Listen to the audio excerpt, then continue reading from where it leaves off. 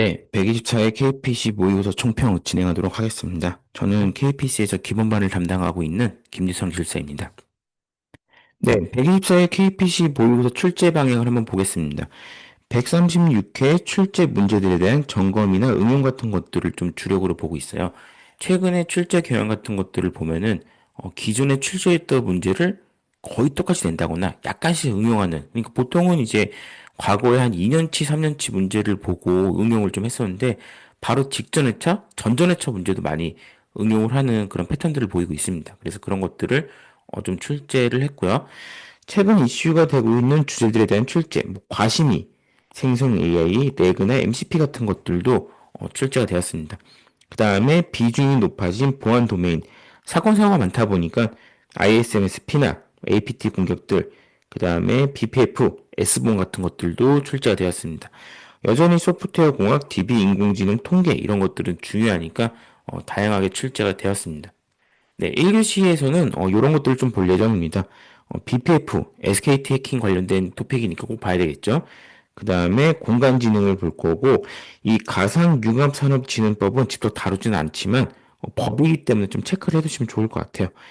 그 다음에 최근에 이제 디자인 패턴에 대한 것들도 한동안 안 나오다가 가끔씩 출제되기 때문에 아키텍처 패턴과 디자인 패턴 볼 거고, SDF 볼 겁니다. 네, 요 정도 보면 될 것 같고요.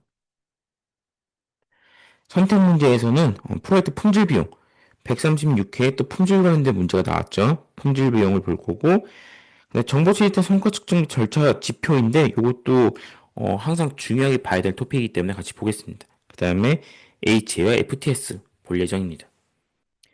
네, BPF 관련 보안 취약점인 BPF 도어입니다. 이 BPF라는 것들은 프로그램이 원하는 패킷만 수신할 수 있도록 OS 수준에서 필터링해서 효율을 개선하는 운영체제 성능 향상 메커니즘이에요. 그러니까 BPF라는 것들은 정상적인 동작을 하고 있는 기능인데 걔를 우회해서 걔를 사용해서 하는 공격이 이 BPF 도어 공격입니다. 근데 이게 이제 SKT 시메킹 HSS라는 이제 시스템을 뚫을 때 활용을 했고요. 밑에 보시면 이제 매직 패킷이라는 게 있습니다. 매직 패킷은 뭐냐면 트리거 역할을 하고 있어요.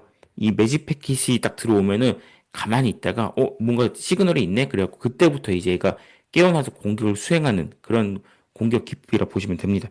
그리고 여기 보시면 매직 패킷이라는 키워드가 보이잖아요.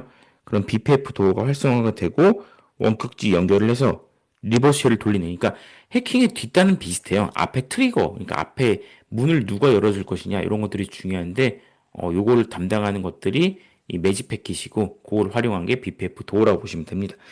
그래 보시면은 평상시는 활동이 없다가 매직 패킷 이후에 활성화되는 특징들이 있죠. 그래서 이 매직 패킷이라는 단어를 주요 키워드로 좀 써주시면 될 것 같습니다.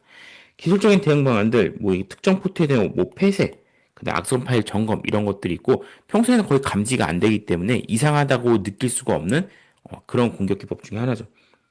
물리적인 대응 방안들, 엔드포인트 탐지, 뭐 IDS, IPS 이런 것들인데 일반적인 관물기로 좀 끌고 가도 괜찮은 토픽 중에 하나겠죠. 그래서 올해 출제가 된다거나 아니면 이제 내년에는 이제 올해 이제 사건들이 다 수습이 될 거잖아요. 내년엔 출제 가능성이 좀 낮은 그런 토픽 중에 하나입니다. 인공지능 측면에서의 공간지능, 카메라 센서 등에 출력되는 시각적, 공간적 정보를 분석해서 3차원 현실 세계를 인식, 예측하고 상호작용 가능하게 하는 인공지능. 그래서 이 공간지능이 필요한 그 서비스들, 기술들이 많이 있습니다.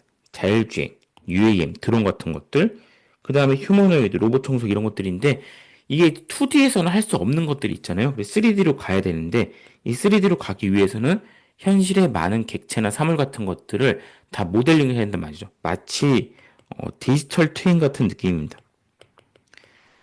근데 디지털 트윈이라는 것들은 이제 한정된 공간을 대상으로 했다면은 이거는 지금 현실 세계에 있는 다양한 객체, 움직이는 것들, 그래서 카메라, 센서, 레이더, 라이더 이런 이제 고비용 장비 같은 것들도 많이 들어가게 되는 거죠. 그래서 자율주행이 됐던 UAM이 됐던 이런 것들이 현실 세계에 있는 것들을 3D로 바꿔서 모니터링하고 관리하기 위해서는 이런 기술들이 필요하다. 관점에서 봐주시면 될 것 같고 기술 요소 같은 것들은 자율주행, IoT, 디지털 트윈 이런 기술 요소들을 같이 표 안에다 넣어주시면 좋을 것 같습니다. 네, 아키텍처 패턴과 디자인 패턴. 설계 관점에서 봤을 때 설계는 크게 두 개로 나눌 수가 있겠죠. 설계는 상위 설계가 있고 하위 설계가 있습니다. 이게 상위 설계 같은 경우는 기본적인 구조, 그 다음에 데이터, 그 다음에 요구사항을 반영하는 게 좀 포커싱을 두고 있고, 하위 설계는 주로 이제 사업자 쪽, 그 다음에 개발자 관련된 것들이 많이 있죠. 알고리즘 같은 것들. 그래서 보통은 이제 아키텍처 패턴에는 뭘 담냐면, 이제 고객의 요구사항을 담게 돼요. 고객이 이제 기능, 비기능 요구사항이 있다면은 이런 요구사항 같은 것들을 패턴에 담게 됩니다. 그럼 결국 요구사항에 어떤 문제점이 있어서 시스템을 만들게 되는데 그 문제점을 어떤 패턴으로 해결할 것이냐 이런 관점에서 바라보시면 좋을 것 같고 이 문제는 아키텍처 스타일로도 나오고 패턴으로도 나오고 그 다음에 모델 유형으로도 나오는 아주 워딩이 다양한 문제 중에 하나입니다. 뭘로 나오던지 간에 이런 이제 브로커, 펍석, 레이어드, MVC 이런 걸 쓰는 문제라고 보시면 될 것 같습니다. 디자인 패턴은 생고행이 있죠. 생고행 중에서 136회에는 이제 프록시 패턴들이 나오게 되는데 출제 빈도, 단독 출제 빈도가 그렇게 높은 토픽이라고 볼 수는 없습니다. 그래서 일단은 아키텍처랑 같이 묶어갖고 비교하는 문제로 좀 준비를 하시면 좋을 것 같고요. SDF, 소프트웨어 디파인드 팩토리입니다. 이 팩토리 쪽 문제를 보면은 예전에 MES가 있었죠. MES에서 뭘로 바뀌나요? 스마트 팩토리로 가고 여기서 다시 SDF로 가는 흐름이라 보시면 됩니다. 근데 이제 SDF로 가면은 기존에 있는 스마트 팩토리에서 이런 기존 하드웨어 중심의 제조 시스템 한계를 극복하고 유연하고 지능적이고 자율적인 미래 제조 환경을 구현하는 차세대 제조 혁신 패러다임이라 그러니까 스마트 팩토리도 뭔가 하드웨어 중심적이고 이런 문제들이 있었기 때문에 인공지능, 쿠버네티스, 디지털 트윈, 머신러닝 이런 것들을 붙여갖고 더 혁신을 시키겠다는 거죠. 근데 사실 스마트 팩토리랑 SDF의 경계는 좀 모호한 편이긴 합니다. 근데 문제를 접근할 때는 좀 분명하게 해야 되니까 보통은 소프트웨어 디파인드라고 되어 있는 토픽들은 이제 컨트롤 플레인, 데이터 플레인 이렇게 나눌 수가 있잖아요. 밑에 이제 장비단들, 생산 설비 이런 것들은 데이터 플레인 쪽, 제어및 오케스트레 시스템 쪽은 컨트롤 플레인에 가깝다고 볼 수 있죠. 이 사이를 이제 어떤 API 같은 걸로 제어를 할 수가 있겠고, 물론 이제 제조 공정이니까 오픈 API는 아니고 뭐 폐쇄된 환경에서 API가 될 수는 있겠지만 이런 관점에서 이 토픽이 준비가 되어 있다면은 이런 내용도 써주시면 되는 거고 준비가 안 돼 있다 하면은 약간 SDN 느낌으로 좀 써주셔도 괜찮은 점수를 받을 수 있을 것 같습니다. 우리가 이제 모든 토픽을 다 준비할 수는 없으니까요. 소프트웨어 개발 프로젝트 품질 비용입니다. 136회에도 품질 비용 관련된 얘기가 나왔어요. 품질 비용 제일 유명한 두 개 있죠. 예평, 내외. 요걸 물어보는 문제죠. 그래서 예평, 내외. 요것만 준비하시고 품질 확보 비용이 있고 실패 비용이 있습니다. 결국에는 이 SDLC 전체에서 이런 비용들이 지출이 되기 때문에 최소한의 실패 비용으로 최적의 원가를 관리하는 것이 핵심이죠. 그러면 예방 단계 예방 비용은 어떤 거, 평가 비용은 어떤 거, 실패 비용은 어떤 거, 외부 실패 비용은 어떤 거 이런 것들을 각각 제시를 하시고 마지막에 SDS 전 단계에서 이거를 다 관리를 잘해야 된다라는 마무리로 가시면은 이것도 무난하게 높은 점수가 나올 것 같고 이 품질에 대한 문제들이 이제 2회차 출제가 되었기 때문에 연속 출제의 가능성을 두고 준비를 하시면 좋겠습니다. 전자정보 정보 시스템 성과 측정 및 절차, 지표인데 이거는 이제 한마디로 얘기하면은 관뚜껑을 덮을지 말지 결정한다는 거죠. 5년 경과 정보 시스템 대상으로 성과 측정 계획을 수립을 합니다. 5년이 되면은 이제 불황 처리 같은 것들을 좀 할 수 있단 말이죠. 성과를 측정을 해요. 성과를 측정한다는 것들은 이게 제대로 돌고 있는지, 그 다음에 사용자가 많이 사용하고 있는지, 시스템의 효과성. 왜냐하면 이제 시스템이란 것들은 개발 비용의 70에서 80% 정도가 유지부수 운영 비용으로 들어간단 말이죠. 그러면은 성과가 미미한 사용을 안 하는 시스템들이 계속 돈을 잡아먹고 있으니까 이런 것들을 계속 성과 측정을 해서 개선할지 폐기할지 결정하는 겁니다. 그래서 기준값 이상이다. 보통 3점 정도 잡는데 기준값 이상이면은 현행 유지, 1점 이하면 폐기를 검토한다. 그 다음에 업무 측면과 비용 측면에서 기능 고도화를 할지 재개발을 할지 이런 것들을 결정하는 게 성과 측정 절차 및 지표의 의미입니다. 그래서 이게 약간 개정이 됐어요. 좀 바뀐 내용들이 있습니다. 그래서 이런 것들이 지금 출제를 하신 것 같고요. 요것도 가져가시면 좋겠습니다. 어려운 내용은 아니니까요. HA, FTS, 최근에 이제 HA도 많이 고려가 되고, FTS 설계 같은 것들도 많이 고려가 됩니다. HA 같은 경우는 이제 액티브로 가 있다가, 하나가 이제 다운이 된다. 그러면 재빨리 이제 페일업을 할 수 있는 구조를 만들어 준다거나, 아니면 이제 액티브 스탠바이에서 액티브가 죽었을 때 재빨리 넘겨주는. 그래서 HA에서 중요한 것들은 응답성입니다. 응답을 줄 수 있느냐, 없느냐. 그래서 약간의 성능은 떨어지지만, 응답을 줄 수 있으면은 HA 설계는, 유지가 되는 거죠. FTS는 좀 다릅니다. FTS 같은 경우는 좀 더 높은 수준의 이중화를 요구를 하는 거고, 얘는 이제 스펙상, 그러니까 내가 0.1ms 안에 응답을 주기로 되어 있는데, 요 스펙을 못 맞추면은 안 되는 거죠. 그래서 좀 더 타이트한 리소스가 들어가게 되는 것들이고, 내고장성 설계라고 해서 시스템에 일단 장애가 발생하더라도 절대 중단이 있으면 안 되는 거죠. 그래서 주로 이제 미션 크리티컬한 분야들이 보통 요런 데 해당이 됩니다. 지금 이제 보시면 OS 측면에서 봤을 때는 이제 HA는 이제 범용 OS, FTS는 전용 OS를 사용을 하겠죠. 네, 이런 관점에서 정리를 하시면 좋을 것 같습니다. 네, 2교시 문제인데 2교시에 좋은 문제들이 많이 나왔습니다. 2교시에 보시면 GPA의 위험관리 프레임워크인데 이것도 136회 출제가 되었죠. 136회 같은 경우는 이제 1교시형 출제가 되었으니까 2교시형 준비하시는 것도 좋습니다. 그 다음에 벡터DB랑 RDB의 비교 이것도 레그가 출제가 되었기 때문에 응용될 여지가 굉장히 많은 문제 중에 하나죠. 직접 다루진 않지만 가져가셔야 되고요. 양자도 가져가시면 좋겠습니다. 양자 컴퓨터에서 양자 AI까지 넘어가는 이 흐름, 이것도 좋은 문제인데 가져가시면 좋을 것 같고, 과심위를 가져가시면 좋을 것 같아요. 과업심의위원회, 이것도 중요한 문제 중에 하나입니다. 그 다음에 S봉, 공급망, 이런 것들도 이제 계속 출제가 되는 영역이기 때문에 이것도 가져가야 되는 것들이고, 6번 같은 경우는 조합 테스트 설계 기법이라는 용어가 좀 생소하신 분들이 있을 겁니다. 우리가 이제 명세 기반 테스트 안에 조합 테스트가 있는데, 그 내용을 한번 볼 거고요. AWWAN, SDN을 이제 넘어서는 그 다음에 휴머노이드, 이제 피지컬 A에 관련된 문제입니다. 이것들을 같이 볼 예정이에요. 범용인공지능 위험관리 프레임워크 연구 보고서가 나왔습니다. 범용인공지능이라는 것들은 인간의 수준과 거의 흡사한 단계까지 올라가는 거죠. 그러다 보니까 이 인간의 수준과 흡사하게 되면은 많은 문제점들이 또 발생할 수가 있겠죠. 근데 이게 신뢰성을 좀 가져야 됩니다. 이런 프레임워크를 만들어서 공표를 하려면은 이게 내가 임의로 만든 게 아니라 어디 걸 참고했어요. 이런 것들이 필요하죠. 그래서 ISO 31000 요거를 참고를 합니다. 이게 보시면은 위협을 인식하고 평가하고 분석하고 이런 단계들로 이루어져 있잖아요. 요 프레임워크를 가지고 왔고 이걸 가지고 이제 우리가 줄 수 있는 가치들은 AI 신뢰성 제공, 위험 파악 및 대비, 위험 관리 기준을 제시를 하는 겁니다. 이게 실제로 문제에도 출제가 됐었죠. 근데 이제 요럴 때 여기서 바라보고 있는 위험 요소는 무엇이냐? 이 범용 인공지능을 무기화해서 공격을 한다거나 아니면은 상황에 대한 과도한 반응을 보인다거나 인권 침해나 권력 추구 뭐 이런 문제들이 생길 수가 있다. 사회 혼란들이 생길 수가 있기 때문에 이런 위험 관리 프레임워크를 가지고 와서 범용 인공지능을 관리해야 된다. 이런 흐름으로 가는 문제입니다. 그래서 이거는 순서가 굉장히 중요하죠. GPA가 등장을 할 건데 이걸 그냥 냅둘 수가 없으니까 위험 관리 체계가 필요하다. 그래서 이런 국제 표준들을 가지고 올 거고 이런 핵심 위험 요소를 관리를 할 거다. 이런 흐름으로 내용을 정리해 주시면 됩니다. 공공소프트웨어 사업의 과업심의위원회 출제되기 굉장히 좋은 문제 중에 하나인 것 같습니다. 왜냐하면 법 조항이 적절히 나오고 있고 그 다음에 문제점들이 되는 것들, 이제 과심의 같은 것들이 어떤 불공정성, 실효성, 그 다음에 대가지급 체계 부족 이런 문제들이 많이 있었잖아요.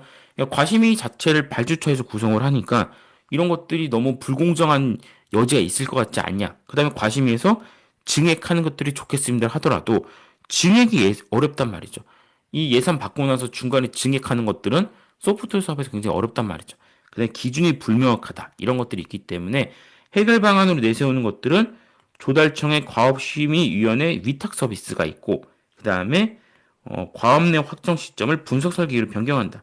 예비비를 확보한다. 이런 것들이 있는데 사실 비용 관련된 것들은 기준이 잡히기 전에는 좀 어렵습니다. 그래서 현실적으로 조달청의 과업심의위원회 위탁 서비스가 있는데 이 위탁 서비스를 왜 하냐면 이 발주자가 과심의를 구성하니까 불공정한 의견들이 있었잖아요. 그래서 아예 이거를 조달청에 맡겨버린 겁니다. 조달청이 위탁해서 과업 확정 변경을 심의한 제도 및 서비스. 그러면은 이거는 발주처의 이해관계에서 벗어난 곳에서 해주기 때문에 좀 더 공정한 심의가 될 수가 있죠. 그래서 13개 사업에 대한 과업 심의 위탁 서비스 시범 운영 완료 후 본격 서비스를 2025년 4월부터 하니까 이런 문제들이 또 출제될 수 있는 여지가 있습니다. 네, 가져가시면 좋을 것 같고요. 조합 테스트 설계 기법. 우리가 보통 소프트웨어 테스트 설계 기법이라 그러면 명구경을 많이 생각을 하죠. 명구경. 명구경입니다. 근데 명세 기반 보면은 동등분할, 뭐 체크리스트, 분류트리, 뭐 경계값 분석 여러 가지가 있는데 우리가 보통 공부를 할 때는 이제 페어와이즈를 이렇게 넣는단 말이죠. 페어와이즈를 넣는 이유는 뭐냐면 조합 테스트 설계 기법 안에 모든 조합 기법, 페어와이즈, 이티 초이스, 베이 초이스 같은 것들이 있는데 현실적인 이유 때문에 페어와이즈를 굉장히 많이 쓰게 돼요. 그래서 우리는 공부할 때 명세 기반 안에 페어와이즈를 넣는 거고 결국에는 조합 테스트라는 것들도 이 파라미터의 조합으로 뭔가 이제 전수 테스트보다는 파라미터를 조합할 때 이런 오류 같은 것들, 결합을 발견할 수 있는 확률 같은 것들이 높기 때문에 이 조합 테스트를 하는 건데 그 중에서도 현실적인 이유로 페어와이즈를 가장 많이 씁니다. 그래서 이런 흐름 같은 것들을 잘 기억해 주시고 명구경 중에 명 중에 조합, 조합 중에 페어와이즈 이런 것들을 우리는 이제 정리를 해서 가져가야 됩니다. 이런 흐름을 가져간 아주 좋은 문제라서 좀 선택을 해봤고요. AI WAN, 와이드 에어리 네트워크이죠. 그래서 우리가 뭐 랜이 있고 펜이 있고 웬이 있고 이런 이제 네트워크의 범위에 따른 분류들이 있는데 기존에는 SD-WAN 그러니까 소프트웨어 디파인을 해서 중앙 집중식 제어 플레인 가상 오버레이 네트워크를 통제하는 구조로 우리 네트워크를 확장시켜 놨습니다. 근데 지금은 거의 모든 분야에 인공지능이 들어가고 있잖아요. 이런 이제 SDN 같은 경우도 머신러닝으로 학습을 해서 또 개선된 서비스를 제공하고 있고 이 웬 같은 것들 와이드 에어 네트워크도 인공지능을 받아들여서 어떤 자율적인 제어, 실시간 의사결정, 예측 분석의 기반 제어. 그러니까 마치 MLOps나 AIOps처럼 수집되는 정보들을 가지고 학습을 시켜서 더 나은 네트워크 구성하겠다는 그런 의미의 토픽이 AI 웬입니다. 그래서 이것도 나올 수 있는 문제이기 때문에 가져가시면 좋을 것 같고요. 네, 휴머노이드 로봇 보안 취약점 이제 피지컬 AI 관련된 것들인데 컴싱이라 선택하신 분은 없었을 겁니다. 근데 이제 피지컬 AI나 휴머노이드 그 토픽 자체가 워낙 부각이 많이 되기 때문에 이걸 가져가시면 좋을 것 같고 해설지에는 그림이 굉장히 잘 되어 있죠. 그래서 이런 이제 피지컬 AI 같은 것들 결국에는 센서, 액추에이터 이런 것들을 가지고 이제 외부의 자극을 받아들여서 액션을 하고 그다음에 강화학습 같은 걸로 학습을 하고 이렇게 되어 있는 것들이 휴머노이드 로봇입니다. 근데 문제에서 물어본 건 보안 취약점이죠. 그럼 결국에는 IoT, 로봇, 그다음에 머신러닝의 취약점 이런 것들을 두루두루 묶어가지고 보안 취약점으로 제시를 하시면 됩니다. 그러면은 결국에는 이런 것들이 전용 취약점도 있겠지만 우리가 이제 접근할 때는 로봇, AI, 센서, 제어 이 밀집된 융합 시스템에 대한 취약점을 도출하고 이거를 각각의 그룹핑에 맞춰서 대응방을 제시를 하시면은 좋은 점수가 나올 것 같습니다. 이것도 가져가시는 걸 추천드릴게요. 3교시입니다. 3교시에는 레그랑 MCP를 볼 거고요. 클라우드 마이그레이션도 한번 읽어보시면 좋을 것 같아요. 이것도 해설지가 타이트하게 잘 되어 있기 때문에 이것도 가져가시면 좋을 것 같고 이 ISMS도 이제 보안 도메인이 계속 나오고 있으니까 이것도 기본적인 내용입니다. 가져가시면 좋겠습니다. 그 다음에 TCP/IP 사계층 프로토콜 네, 두루두루 보시고요. 그 다음에 기존 소프트웨어 개발 인력이 요구되는 역량들 5번 생성 AI가 나오면서 어떤 것들이 달라져야 되는지 이것도 가져가시면 좋겠습니다. 그 외의 것들은 옵션이에요. 랩은 MCP입니다. 흐름을 잘 보셔야 돼요.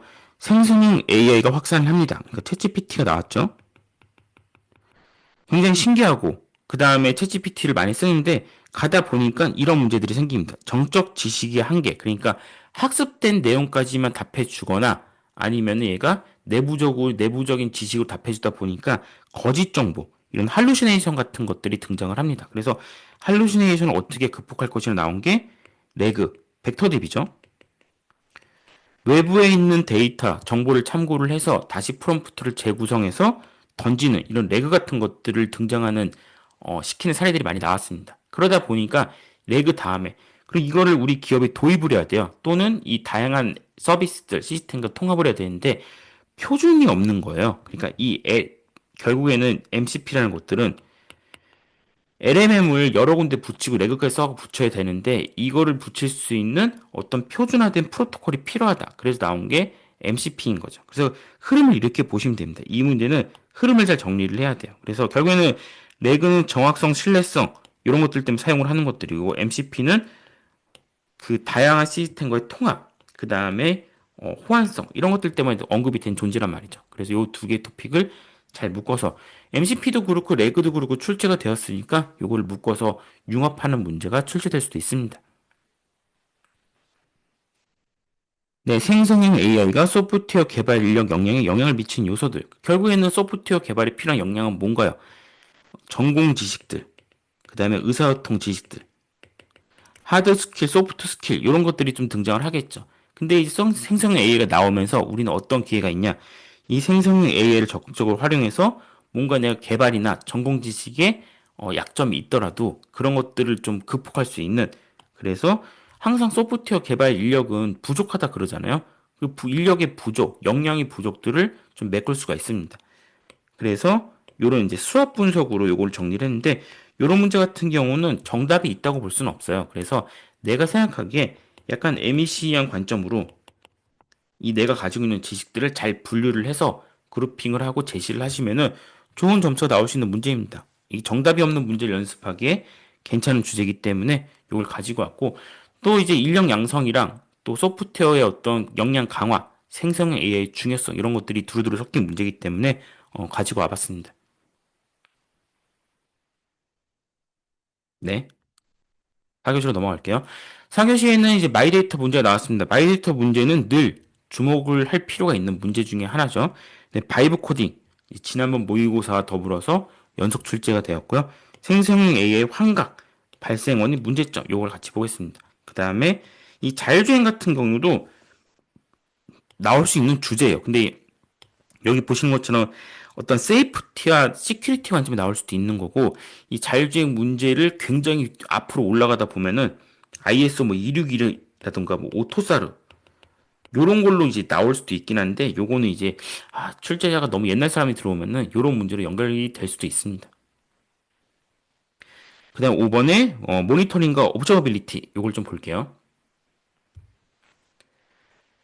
네, 마이데이터의 개인정보 전송요구권 관련된 문제가 나왔습니다. 마이데이터는 좀 이슈가 많이 있죠. 출제가 좀 몇 번 되기도 했지만 마이데이터는 늘 실효성 문제들이 있어요. 요걸 좀 짚고 넘어가야 됩니다. 그러니까 이 마이데이터는 이제 금융권에서 뭐 금융이나 이런 데서 시켜서 각 금융기관들이 하긴 하는데 이 시스템 구축이 돈만 많이 들고 트랜잭션만 많이 발생하고 이걸 가져갈 킬러 서비스 마땅히 없는 거예요. 근데 이제 마이데이터의 취지 자체는 내 정보를 본인 또는 제3자 전송 요구권, 다른 사람한테 보내거나 내가 받거나 이런 것들을 내 주체적으로 할 수 있도록 만들어 주겠다라는 거죠. 그래서 이 내가 본인 전송 요구 같은 경우는 나한테 받는 것들이고 제3자 전송 요구는 어떤 중개기관을 거쳐서 내가 내 금융 정보를 보험회사에 보낸다거나 이럴 때 쓰는 게 이제 마이데이터의 전송 요구권들이죠. 근데 이제 이게 마이데이터 이제 2.0 시대가 되면서 일부 내용이 변경이 돼서 출제되긴 좋은 문제예요. 실제 이제 산업 현장에서 얼마나 활성화되어 있냐 이런 여부를 떠나서 출제로 봤을 때는 굉장히 좋은 문제 중에 하나입니다. 그래서 여러 가지 기술 요소들이 있고 그다음에 사회적으로 또 이슈가 되고 있는 분야이기 때문에 이 전속 요구권에 대한 것들을 좀 정리를 하고 이런 그림 같은 것들도 하나 가지고 가시면 좋겠습니다. 파이브 코딩 개발자는 전체적인 설계와 검증을 주도하고 인공지능 코드를 구현함으로써 인공지능과 개발자와 협업하는 그런 구조입니다. 마치 XP의 페어 프로그래밍 같은 구조죠. 페어 프로그래밍이 뭔가요? 선임자가 설계하고 후임자가 코딩하면 잔소리 듣고 하는 게 이제 페어 프로그래밍이잖아요. 근데 이걸 역할을 이제 선임자 역할은 이제 사람이 하고 후임자 역할을 생성형 AI나 아니면 여러 가지 이제 인공지능 코딩 도구에 맡기는 겁니다. 커서 같은 것들 많이 쓰죠. 그 다음에 이제 UX, UI를 설계할 수 있는 피그마 같은 것들, 그 다음에 개발 상승을 높일 수 있는 이런 도구 같은 것들, 협업도 기터브, 그 다음에 기터브 코파일럿 이런 여러 가지 것들이 있습니다. 인공지능 모델 클로드도 있고 챗GPT도 있고 여러 가지들이 있겠죠. 그럼 결국에는 우리가 자연어로 얘기를 합니다. 이렇게 사용자의 자연어로 얘기를 하면은 이게 이 밑에 있는 도구들을 사용해서 코드로 만들어 주는 거죠. 그럼 우리는 이걸 계속 리팩토링 하게 됩니다. 돌려보고 디버깅하고 리팩토링하고 이런 과정들이 바이브 코딩이에요. 그래서 좀 더 개발자의 일이 좀 심플해지는 이런 효과들을 가져올 수는 있습니다. 완벽하게 대체한다기보다는 굉장히 똑똑한 조수 정도로 사용하면 좋을 것 같고 일부 이런 시각들도 있습니다. 바이브 코딩이 활성화가 되면 오히려 소스 코드의 복잡도가 올라갈 것이다. 그래서 역설적으로 사람이 더 필요할 수밖에 없을 것이다. 라는 의견도 있긴 합니다. 그런 관점에서 바라봐 주시면 좋을 것 같고 출제 확률이 높다고 볼 수가 있겠죠. 트렌드에 딱 맞는 문제입니다. 생성 AI 서비스의 환각 증상의 원인, 문제점 개선 방안입니다. 환각 증상이란 것들은 아까 레그랑 MCP 문제에서도 등장을 했지만 결국에는 제한된 정보들 그런 것들을 통해서 그 다음에 전문 지식의 한계, 최신 정보의 부족 이런 것들 때문에 이제 환각 같은 것들이 발생을 하죠. 왜냐하면 이제 모델이 학습을 한 데이터 기반으로 추론도 하고 이제 어떤 이제 정보를 제공을 하지만 검증이 그렇게 부족하죠. 이제 우리가 트레이닝 데이터가 있고 이제 여러 가지 검증 데이터 같은 것들이 있는데 검증이 부족하면은 정확한 정보들이 안 나오게 됩니다. 그래서 할루시네이션이 등장을 하죠. 결국엔 이걸 극복할 수 있는 것들은 이제 고품질의 데이터들, 양질의 데이터들, 라벨링이 잘 되어 있는 데이터의 정제, 레그 같은 것들을 통해서 이런 것들을 개선할 수가 있습니다. 아니면 이제 RLHF라는 인간 피드백을 계속 주입을 시켜서 좀 더 개선을 할 수도 있겠죠. 이런 것들을 두루두루 적으시면 됩니다. 얘는 1교시형, 2교시형 둘 다 나올 만한 주제긴 하죠.